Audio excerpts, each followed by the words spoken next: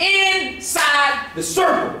Sean, episode 4.2, individual rankings. Oh, 6.42. Yeah, season 6, episode 4.2. Well, you got to do it all. Yeah, well, yeah, that's right. We're going 106, 113, 120, and 126, all in this episode, Sean. Now, in all fairness to the folks out there, we should have had this done last week, 2 weeks ago, and it didn't happen. Sean. I'll tell you why it didn't happen, because we didn't want to do it on a dry erase board. These guys deserve and recognize to have their name put in lights and get the publicity. These guys work hard. We don't want to put a Wait, time out. Are you telling me that ITC exists to recognize and celebrate the accomplishments of the hardest working athletes, student athletes in Central District? Is that what you're telling me? Buy into it, baby, buy into it. I'm telling you that, and I think our production wanted to give them credit as opposed to writing their name on a dry erase board. So that's yes, taking my job. Neiman. Yes. So you're taking the job from me and putting it onto the production team. Yes, I see what's going on. This will be a one-man show. Just phasing me out. Well, in the meantime, Sean, I'll just stand here and look pretty at you. Break it down. We're not even doing that good anymore. But anyways, as Mark said, I'm sure this is why most people watch it. We like rankings. We like results. We like rankings. It's results and brackets. That's what people want. Results and brackets.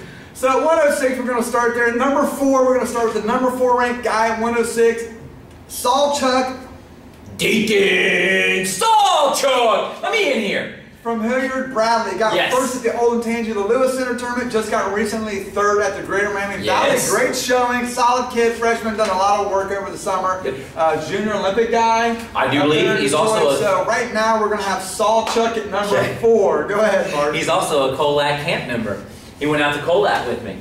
That probably brings me. Probably should have told me that before. I probably would have taken him out of the rankings about it.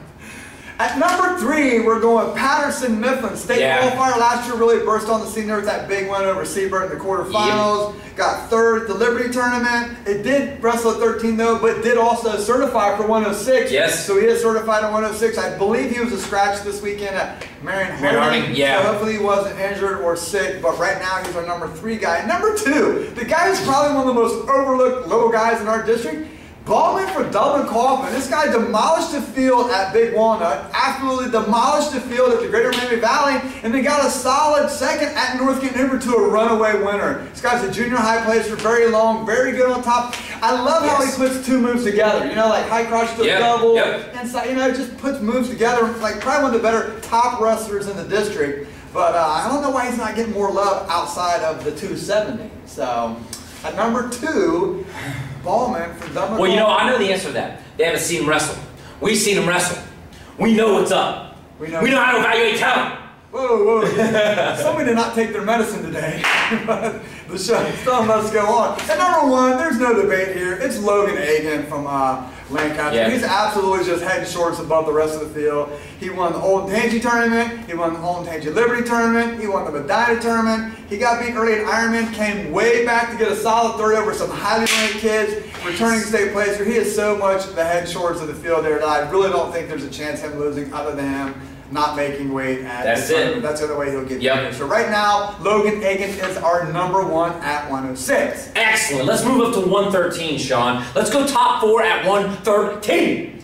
113, top 4 here. It starts to get a little dicey. This is a weight class that I think is maybe kind of top heavy, and then anybody could probably get in the top 3 to 6 there range. Okay. But we have to put some names out there. At number 4, we're going Mangahas. Oh, Big Central. Pickerington Central. He was a district placer last year at 106. Had a good Liberty tournament. Got second in his own right. Kind of had a little bumpy way to go there at the Greater Miami Valley. I don't think he placed, but everyone gets them all again. That's the theme. Everyone gets them all again from me, so we won't get on it too hard there. At number 3, we're going with the entry here. The entry of Wolfing and Reed from Lancaster here. I think if Wolfing gets down to 113 through basic math, he's probably going to be a state qualifier there. I just put it all together there. He's been wrestling a lot on 120. He did get second, I believe, at the Olentangy Lewis Center to start the season. And then I think he wrestled 20 at Medina and didn't place. Reed has been injured the whole season. We haven't seen him yet. I think we're going to see him as the calendar turns here in January to get a better idea of his talents or his progress with his injury. But right now, I'm going to put that entry at number 3. Gotcha. So who do we got 2 here? We got Murray, state qualifier from Dublin Kaufman. I really thought he might have got pinched out at the beginning of the season. I thought Egan might be 13. I thought we might have had Siebert down at 13, and 113 could have really been a tough weight class. But with Egan moving down and Siebert apparently moving up, it kind of makes it a soft spot for Murray to have some success here. Right. I mean, not that he's not good, but it makes it a lot easier for him, and it could impact the team race going forward. But he was the winner at the Big Walnut tournament, got 5th at North Canton Hoover, and then won the 3rd place match probably 4 times through bad officiating at the Greater Miami Valley there. Solid kill all the way around, does a lot of wrestling as well. Yes, at number 1, Jake Sherman here. Right now, I like Jake Sherman a lot. On fire. Is he? What's Jake Sherman here? Junior. No, you're wrong. He is also. Oh, he's also a Kerry Colac camp member. That's right. You cannot know where you're going with that. The theme is guys who cut weight, the easiest, I don't know. But I will tell you, he is taking advantage of over the summer stuff. Anytime it's showing on the mat too. There you go. Anytime I'm out there and I see a Colac camp, I'm going. You guys want to jump aboard? Let's go. Awesome. So Jake Sherman right now our top 13-pounder in the area. Stud. 2nd at Olentangy, 1st at Highland, 3rd at North Canton Hoover, and then 2nd Medina to Egan. So both his final losses to the number 1 ranked guy at 106. That's saying a lot there. So congratulations to his results, and he's right now our top 13-pounder. What about 120 pounds, Sean? 120 pounds, this is where I think we're really starting to get into a tough weight here. Now I'm taking a flyer at number 2 here. Going back to 113, sorry. I think Mitch Herron is a name we might be able to put in there. He's in that revolving door. He's in that revolving door. I heard rumors that he might get the 6. I don't think he can get the 6. He just visually, to me, looks too big for 106. Dang. But he could grab that 3rd, 4th place spot with no surprises at all from either one of us at Derby. So sorry I missed that. That's okay. Let's go to 120. 120. Starting to get really tough here. This is a top 3 solid kids in this weight class. I think 4, 5, 6 might be open for debate. Gotcha. But at number 4, I'm taking a flyer here that this guy moves down. Bowers from Upper Arlington. I know this guy's wrestled a lot of 26, but I believe his alpha gets him to 20, and I think it's just a better spot for him. He got 2nd at UA. He went unplaced in Medina, but he is a former district placer last year. So he's got experience at Derby, and I think right now I'm going to plug him in at number 4. At number 3, we're going Siebert. I've seen Siebert wrestle Roselli at the Olentangy Liberty Tournament. 1-point match. He ended up defaulting down to 6th place. He did not enter in the Medina Tournament. But this kid is a 12-month year wrestler. A lot of experience. I think he might be a 2-time district placer. I think he's really rounded into shape, and we'll have him at number 3. At number 2, this might be the first time in like 1,400 days Roselli is not the top 120-pounder in the district, but I'm going to move Roselli down. He did have that win at Liberty pretty handily there, but he had a rough Brecksville. Again, everybody gets a mulligan, please. 1945 SP, somebody come here and just stand up cue cards for me. This guy's killing me. Well, I know he didn't go to the Colac camp with me. I'm thinking to myself, why is he looking at me? Go ahead. Hey, mulligan.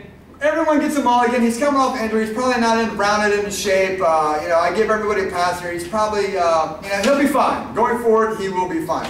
At number 1, we're going Micah Dussault here. And going back to, I didn't put Micah Dussault ahead of Jordan Roselli because he beat him head-to-head. And I know that sounds ridiculous to some people, but I always think of the Logan Stieber Zane Rutherford match in Columbus. After Zane Rutherford beat him, I talked to people in Columbus, and they all liked Logan Stieber going forward and thought Logan should be the higher ranked people, but he just lost to Zane Rutherford. That dual match wasn't in Columbus, it was in Penn State. But my point was... your point is everybody in Columbus like, look man, I get it, he lost.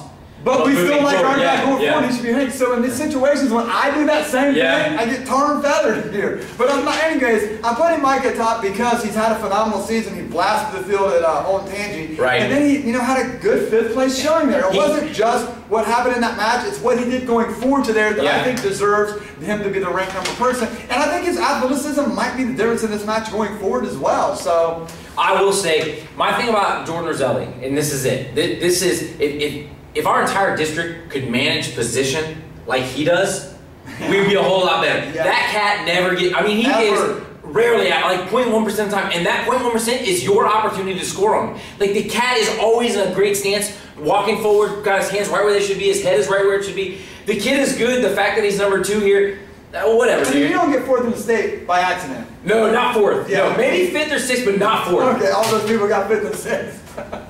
But anyways, other possibilities there to maybe round out the fourth spot there could be Leapley from Central Crossing. Yes. Maybe Boyd as well. We can just mention his name. Certainly. And Cultus from Licking Heights Yes. is not too bad. So those are possibility guys to look out for to do something at Darby as Keep well. your eyes on them. What about 100? Are we ready to move to 126? We are at 126. Rounding out this episode, 126 pounds. 126 is probably the most top heavyweight of any weight class at Darby. You have two kids that are country miles ahead of around everyone else, and then you have probably 5 or 6 kids swirling around in a manner that I could not possibly put these guys in any order that would ever hold up. But again, as the man, throw some darts, baby. Pull some names out of as that. the sponsors pay us for, we got to put somebody's name on the line. Yes. At number 4, we're going with Luke Blaine from Liberty. And this guy that's might not be bad. not only the most inconsistent wrestler, I can see him just absolutely demolish somebody and then get beat by the same kid 2 hours later, getting demolished. I mean, he's just that inconsistent. But he does have some good matches and some good showings here. Right. I'm going to leave him at number 4. Okay. At number 3, we're going to go Fullwider. And he's another guy that really didn't have success in North Canton Hoover. Got beaten his duel against Tri-Valley. Yes, he did. But he is a 2-time district placer, and I think that warrants something. So it shows a guy that's has experience at Darby. Yeah. And is not going to be afraid of the big lights come Friday or Saturday morning. So you're saying you're giving him a mulligan for North Canton Hoover's showing? I am. Okay. Just making sure. At number 2, and this is an invincible separation here, we're going Norwood from Lancaster. Right, yes. 3rd at Old Tangy, 3rd at Liberty, wins Medina over 2 solid kids here. I see him at 126 is a very comfortable weight for him. Yeah. I think it just fits him perfectly, and right now he is our number 2 guy. Then who's our number 1? At number 1 is Judah Sabato, and I know people think that this match with Norwood could be close, depending on what side of the fence you're sitting on, but I think Judah Sabato is just head shoulders above the rest of the field here. I think maybe somebody could keep it close with him. I don't think they can beat him in our district. I was about to say, I would venture to say you wrestled 50 times. I think he might win fall 50. If not, it would be 49. Yes. But he was first at Old Tangy, got 4th at Breaksville. We're losing 2 close matches. One was an overtime. They might have both been in overtime. I don't remember a lot of information coming from last year, but I know one was in overtime. So, he got 2nd last year, obviously 3-time state placer, and right now I believe he is clearly the number 1 guy at 126 at Darby. Most certainly. Sean, that is your breakdown for 106, 113, 120, 126, and now you are inside the circle.